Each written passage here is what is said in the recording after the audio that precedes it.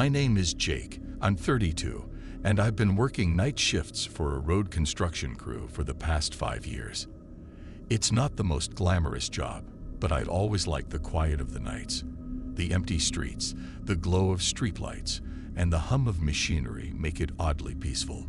Most nights are uneventful, just patching up cracks and laying asphalt while the rest of the city sleeps. But one night last summer changed the way I think about this job forever. It was around 2 a.m., and my crew and I were working on an emergency repair on a section of the highway just outside the city. A big chunk of the road had buckled from a recent storm, so we had to block off the area with cones and barriers, diverting traffic to a detour. Normally, it's a slow night when we're out this late. Very few cars, just the occasional semi or someone lost trying to get somewhere. I was stationed near the barricade, directing any stray drivers toward the detour. The night air was cool, the only sounds coming from the distant buzz of the machines and the occasional chirp of crickets. Then I noticed a car approaching in the distance, its headlights cutting through the darkness. It slowed as it got closer, coming to a stop right in front of the barricade. The driver rolled down the window, and I could see a man, probably in his mid-30s, staring at me. He had a sharp, gaunt face, and his eyes looked off, like he was tired or maybe angry, but it was hard to tell. "Roads closed," I said, pointing to the detour signs. "You'll need to follow the signs around." The man didn't move. He just kept staring at me, his expression blank but somehow unnerving. "Can't you let me through?" he asked, his voice low and calm, almost too calm. "Sorry, no can do," I replied. "The road's unsafe, and it's blocked off for a reason. You'll need to turn around." For a moment, he didn't say anything. He just sat there, his hands gripping the steering wheel tightly. The silence stretched on, and I started to feel a knot of unease in my stomach.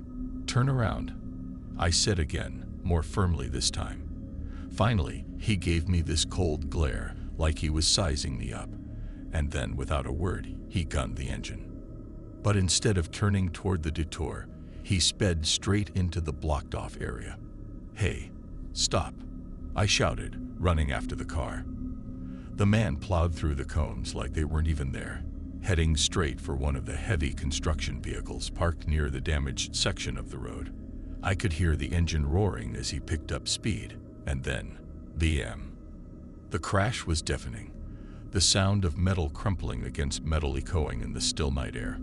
I froze for a moment, my heart pounding. Then I sprinted toward the wreck. When I got there, the car was smashed into the side of one of our dump trucks, the hood crumpled like an accordion. But what struck me wasn't just the damage, it was the eerie silence. The driver's door was open, swinging slightly in the breeze.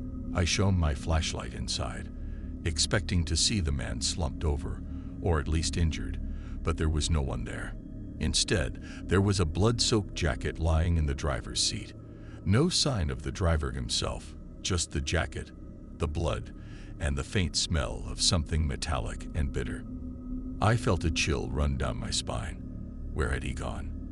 There was no way he could have walked away from a crash like that without leaving a trail. But the ground around the car was clean. No footprints, no blood, nothing. I radioed my foreman and called the police. While we waited for them to arrive, I couldn't stop glancing around, scanning the shadows for any sign of the man. My crew gathered nearby, their faces pale with confusion and fear.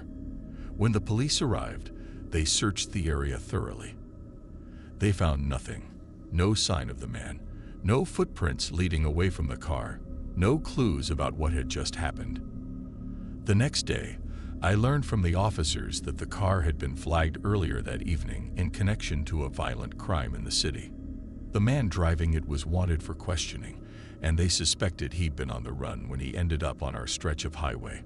What haunts me the most is what one of the officers said before they left. He wasn't just running.